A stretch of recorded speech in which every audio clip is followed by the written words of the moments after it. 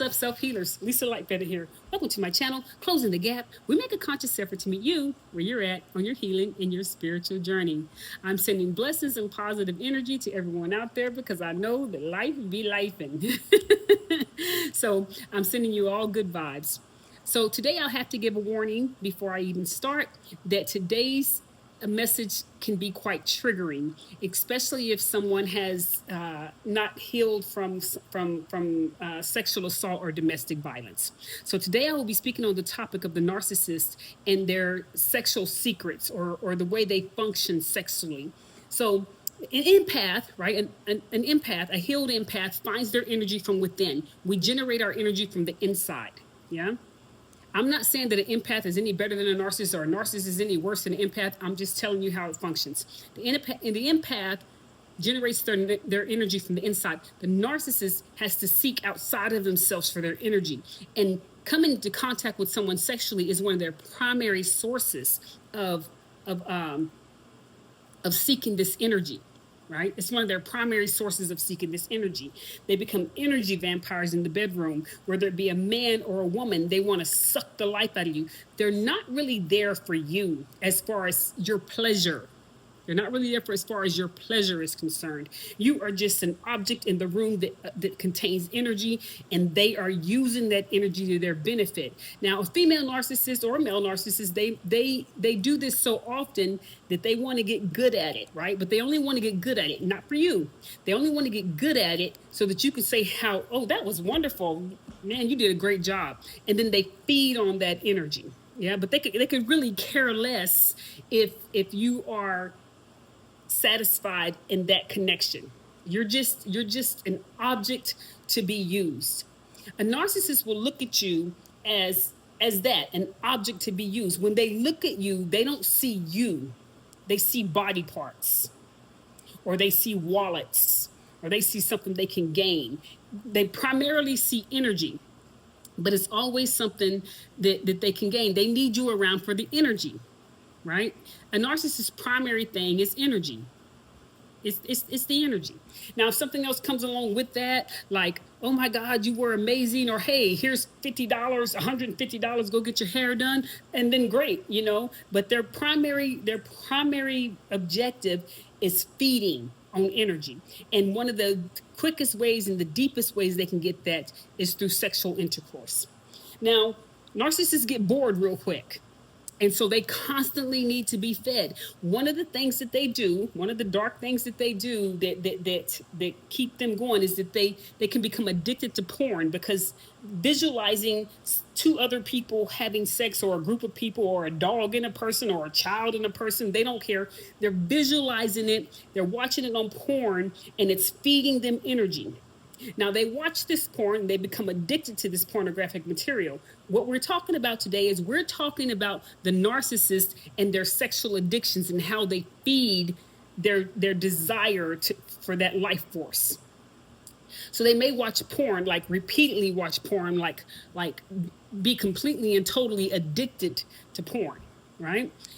And so, but they get bored easy. And so they start fantasizing that what they see on the television or on their phone, that they can get that type of energy from their mate. Now, there's not a lot. Now, this is somebody who's married. There's not a lot of wives who are going to perform like some porn star, right? And so they get bored really quick with their wives, right? And so they start stepping out. Now, they probably were doing this before you ever married them. You just didn't know. But I'm trying to share something with you that a lot of times women will say, "Oh, porn, that's just something men do." Honey, you need to listen. That's not just something men do.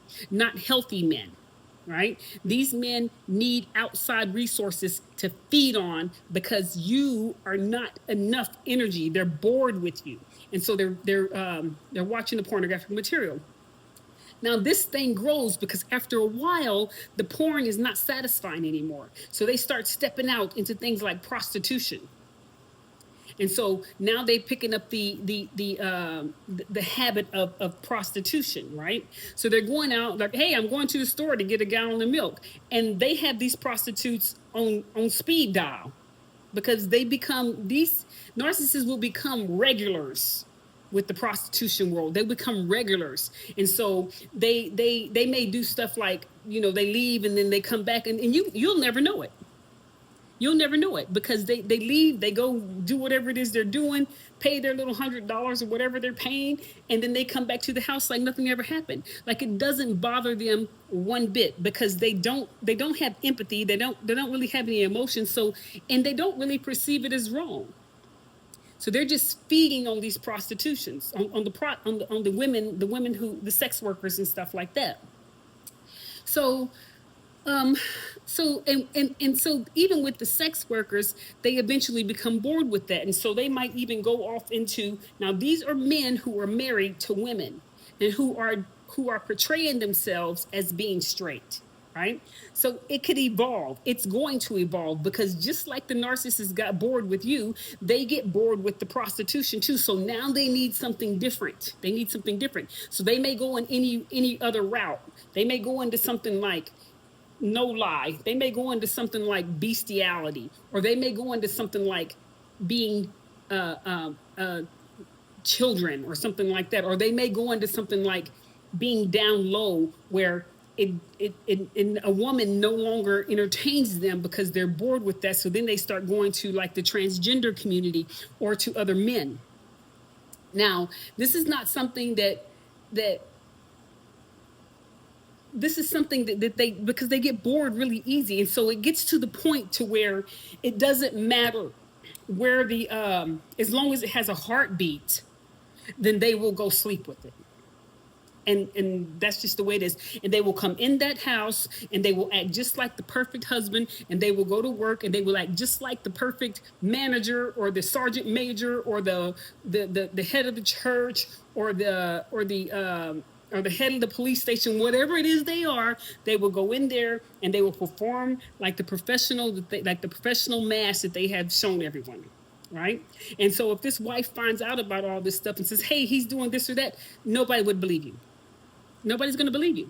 So pornographic material is one of the main things, like one of the signs that you need to look for when it comes to these men that are narcissists. Okay. Another thing that they will do, like we spoke about the down low men, who they will use the woman as a mask. They'll use the woman as a mask. And so they go out and they find these women and they want to marry you really fast, and they have you on their arm. And so everybody knows that you're their wife or you're their girlfriend or whatever. But behind closed doors, they're really sleeping with men. Deep down, this type of man, now we've switched conversations, this type of man who is just straight down low, most of them are narcissists, because they're down low because they don't have the courage, or they don't have the guts to say that my preference is men.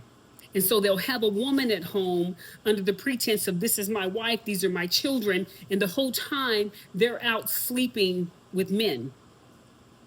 And so what are they doing? They're putting the woman at risk for sexually transmitted diseases.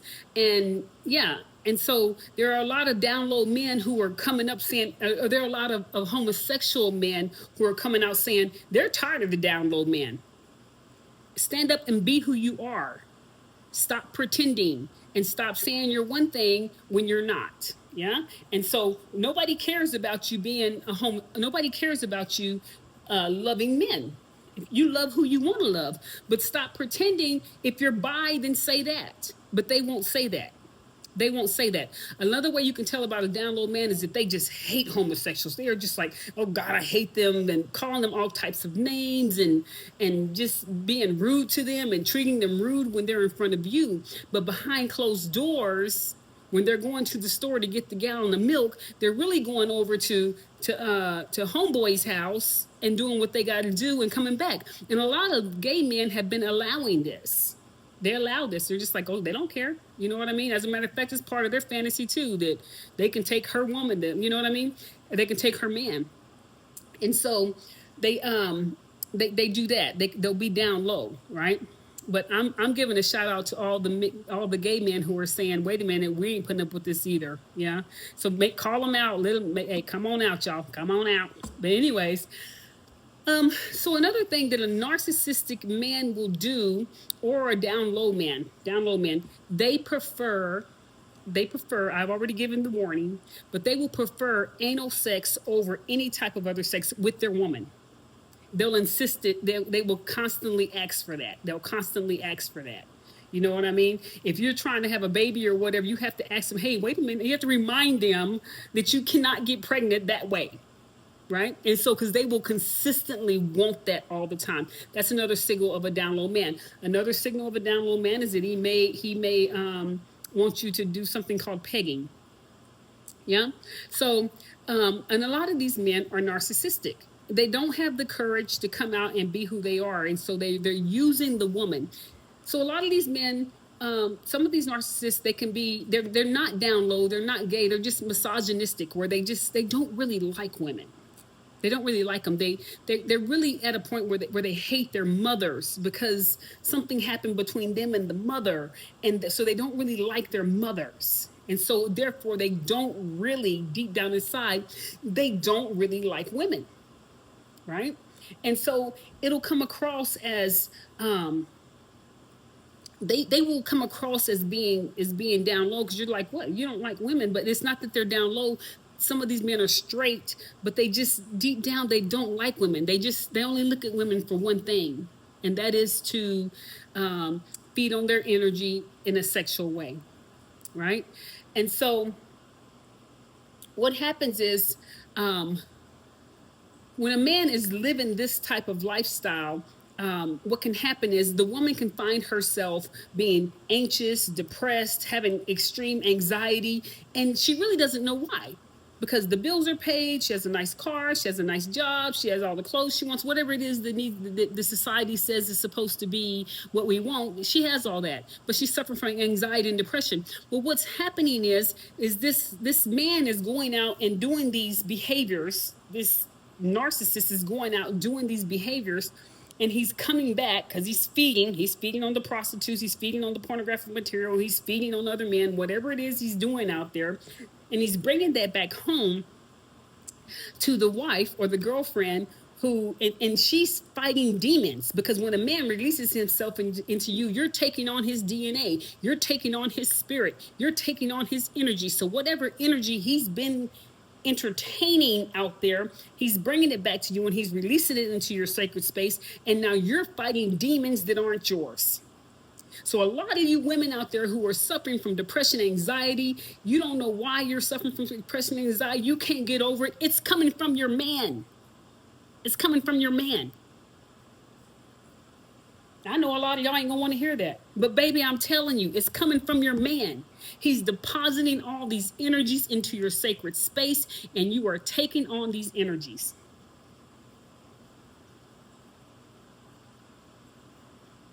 And when I say the down low narcissist, when I say down low, I don't just mean down low with men, down low with prostitutes, down low with pornographic material, down low with whatever else they're doing out there, right?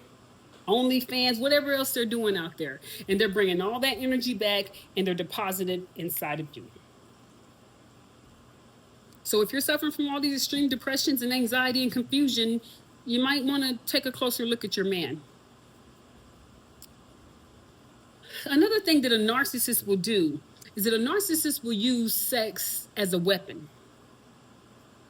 They will either use sex as a weapon by keeping it from you, like neglecting you energetically and emotionally. They go into this silent treatment thing where they won't speak to you. If they do speak to you, they're speaking to you in a nasty way, and they will do stuff like go sleep in another room or deprive you of sex. And then when you say, well, how are we going to fix our relationship? We're not even making love. Who wants to look at you? Who wants to be with you? And then they violate you verbally. And so they use sex as a weapon to control you emotionally, mentally, physically, and spiritually. They will, and they will use sex in this way too. They will be angry, like something will happen. A narcissist hold a grudge, honey. You can say something, and they're so fragile. You can say something to them, and you don't even know that you said anything wrong. You're just clueless. You're like, you don't even know that you said anything wrong. And they will hold on to that. And then they will take it into the bedroom. Or you guys are arguing, you have an argument like a lot of couples do, right? You have an argument and then you go into the bedroom and you think it's makeup sex and they violate you. They violate you in some way. So another thing they will do is like when you first get together, you know, we go through that whole love bomb stage and the sex is great and the relationship is great and everything's fun. That probably lasts about, I don't know, 90 days if you're lucky before that mask falls off. But so you go through that stage, and in that stage, you know, adults do what adults do. And so you're just like, they might start some kink with you, or what you think is a kink, you know, like they just want to slap you, or they want to slap you on the, you know, wherever, just kind of slap you somewhere, or just do bite you somewhere, or you know, and it comes across as, oh, that just must be a kink, because we don't kink shame, right? We don't kink shame. But later on, when there may be an argument or something, and then you think you're going to bed, you think you're having makeup sex, and then they just haul off and slap you like you would slap your worst enemy, or they bite you like you would do if you were in a dog fight or something. And you're just like, ow, where did that come from? And they say, oh, I thought you liked it. Narcissists will do that shit. They will do that. Narcissists will do that. They'll start off with some little kink where it's just playful, it's fun, it's cute, and you're just like, okay, well, that's his kink, whatever, you know, I'm not going to kink shame. And then later on, they'll take whatever that kink was up times 100 and assault you in the bedroom. Now, if you're married to this person, who do you tell? You don't tell him. And so the narcissist will literally rape you in a relationship under the pretense of makeup sex. They will violate you in that way. And so when you're in this position, when you're making love with your man or you're making love with your woman, it's like, okay, well, this is the most vulnerable space you can be in. I mean, you can't be any more vulnerable than that. And then they attack you in your vulnerability. And don't cry or say, oh my God, I can't believe it. They're just feeding on that. They're feeding on that. They will have you very, very confused. And when you say, when you slap me, I have a red handprint on my face, or I have a red handprint on my back, or look at this bite mark, or you're just like, look at this, look what you did. And they'll be like, oh, well, you liked it before. So you got to pay attention to these things, and you don't have anybody to speak to about it, because they already know that is an intimate, private moment that you're not just going to go speak to anybody about. And then if you do have the courage to speak to somebody about it, they'll say, man, she been liking that, or he been liking that. Narcissistic women will take your energy via sex. They're like vampires.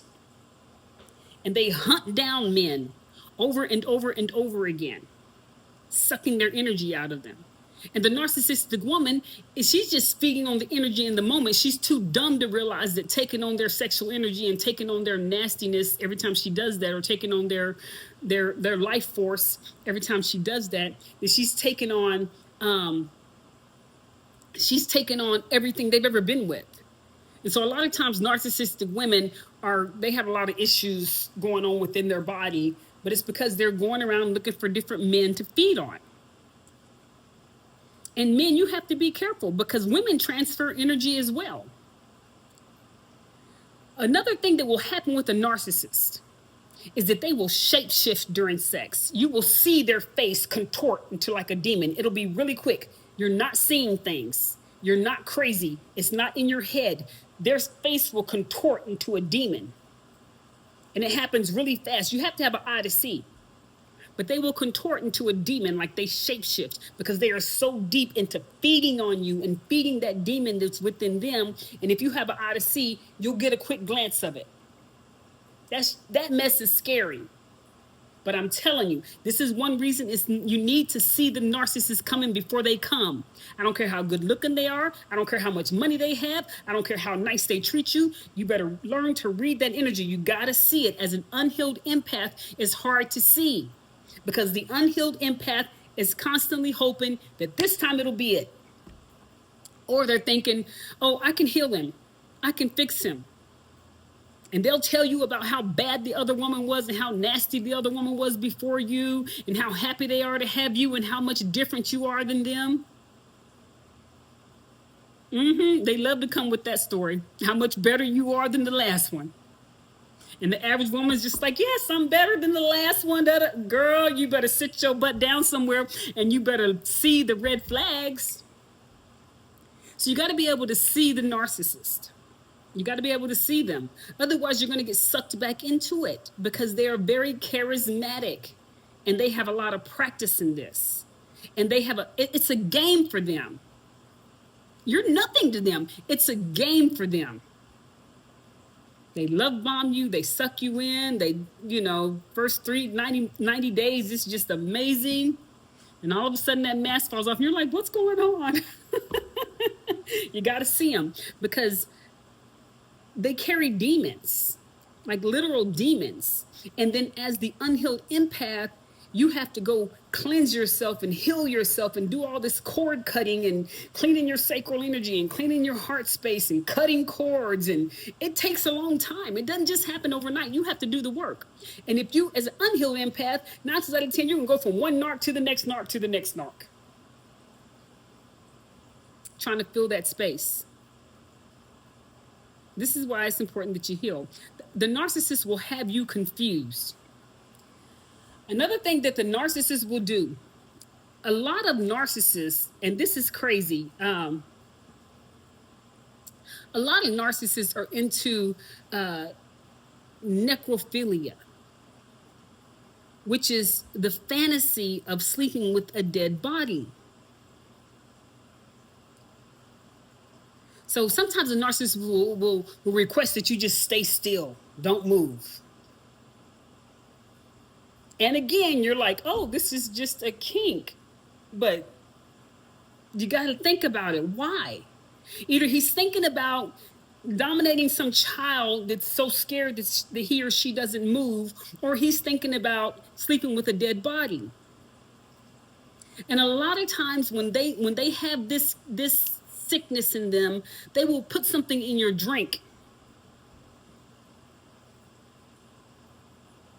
You'll wake up like, oh my God, I don't have unprotected sex. Why am I? They will put something in your drink. And those drugs that they put in your drink, you're out cold. You don't remember anything. The next day you wake up euphoric. Like, oh, everything looks bright. Everything looks happy. Like you're doing shrooms or something. Everything looks happy and bright. But really what they did is they put the date rape drug in your drink. And so sometimes if you have an eye to see, or if your dreams communicate with you, it'll tell you. Like with me, my dreams will tell me, or my third eye will start kicking in and I'll start remembering things like, oh, wait a minute. It's like your spirit knows that it's been raped. Don't second guess yourself. It's not in your head. Your spirit knows that it's been raped. Even though you have no recollection of what happened, your spirit knows that it's been raped. This happens a lot in the military. And it'd be high-ranking individuals doing it. A lot of times the high-ranking people in the military are the narcissists.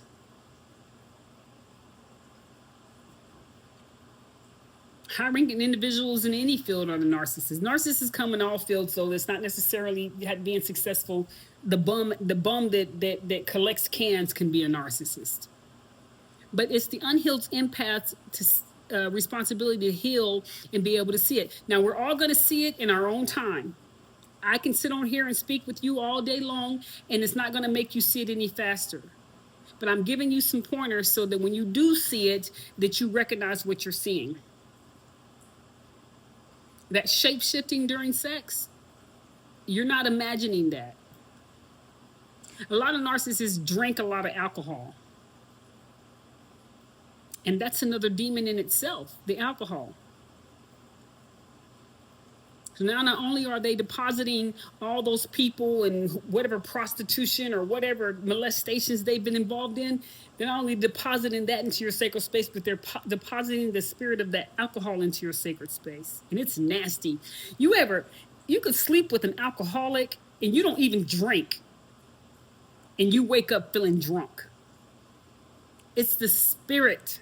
It is a nasty spirit. Now, if you have issues with alcoholism, I'm not saying that you're a narcissist. I'm not saying that. I'm just saying that every alcoholic is not a narcissist, but every narcissist is an alcoholic.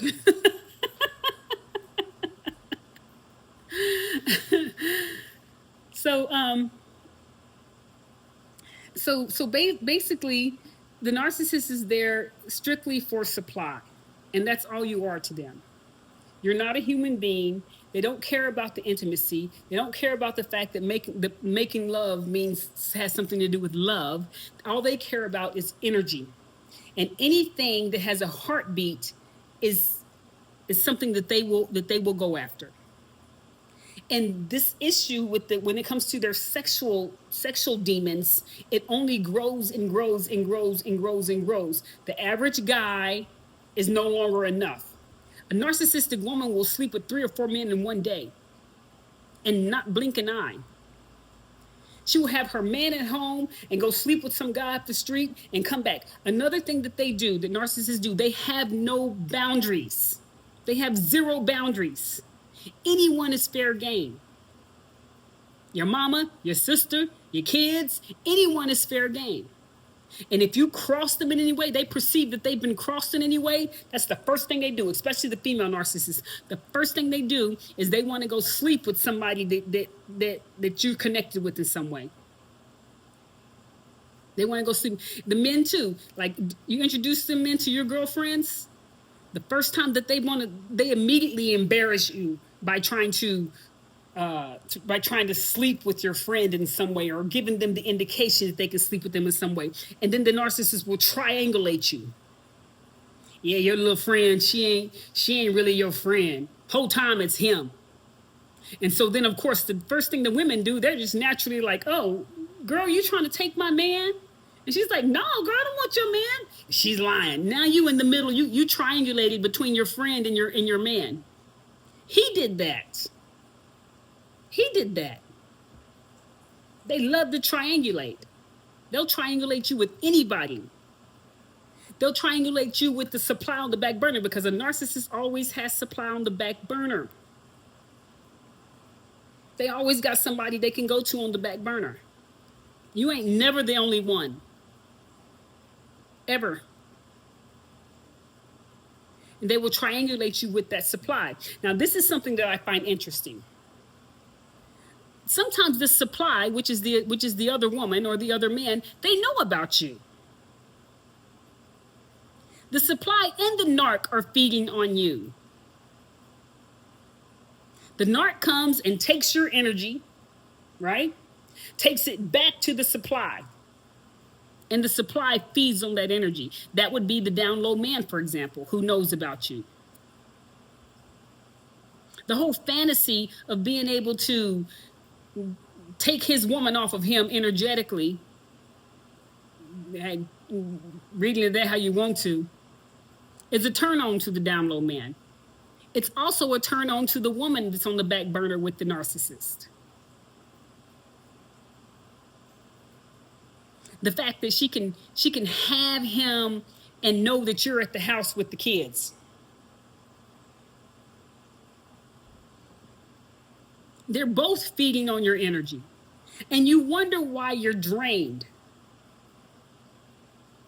So let's go over a little bit. Let's go over what we spoke about. We spoke about the fact that the narcissist will be addicted to porn. The narcissist can be addicted to prostitution. The narcissist can be misogynistic and really hate women and want to hurt them in the bedroom. The narcissist can be down low with other men. They want a lot of anal sex, and they're bored with the normal way that men and women have sex. They're very bored with that. They may pretend that they want you to pretend that you're dead or that you're asleep or something, because they get off on the fact that you are just so vulnerable that you can't do anything back, which is weird. They may even drug you to satisfy that situation, or to satisfy that fantasy. they shapeshift during sex. You can see a demon, like if you see a demon flash by, you know. The narcissist is solely there for them, that you are just the object in the room. They constantly need to be fed because they don't know how to generate their own energy. So you're a part of that energy source. And they marry you so that they have a constant energy source to come back to. Not that they loved you, not that you were important, not that you were beautiful, not that they were just head over heels happy with you. You are a permanent energy source. They also get you pregnant for the same reasons. A narcissist will get you pregnant with the ideal that he is ruining you, that no one else will want you. So their whole ideal, their whole concept about sex is distorted. So if you've been through all of this, you may have issues with intimacy because you don't really know what intimacy is. You never really had it. If all you are is with narcissists and psychopaths. So it took me a while to be able to speak about this via my YouTube channel or any other place for that matter. But I feel like at this point in my life, where I am in my life, my second Saturn return, that I have learned enough lessons, that I have healed myself from enough trials and tribulations, that I could possibly assist someone else out there who may be going through the same things. So if you see any of these signs, it's not in your head, you're not going crazy. This person may very well have an issue. Yeah. So pay attention to the signs. You're not losing it. It's not you. It may be a part of your journey, as it was a part of my journey, that we have to go through certain things, but you don't have to go through it for the rest of your life. The quicker you learn your lessons, the quicker you see the narcissist, the quicker you see it for what it is. Stop giving people the benefit of the doubt. Stop thinking that you can heal them. Stop going with that wounded empath crap, talking about, oh, I can fix them. You can't. All you're going to do is drag out your lessons. So unhealed empaths, start healing. Start seeing it for what it is and stop trying to make it be what you want it to be. Get out of the illusion. Come on now. Get out of the illusion. All right. This is all I have for you today here on Closing the Gap. We make a conscious effort to meet you where you're at on your healing and your spiritual journey. I'm wishing you all healing. I know that life be lifing, but we're going to get through it and we're going to be okay, right? All right. That's what we do as self-healers. We continue to go and we continue to be okay. Wishing you all the best. We'll see you next time.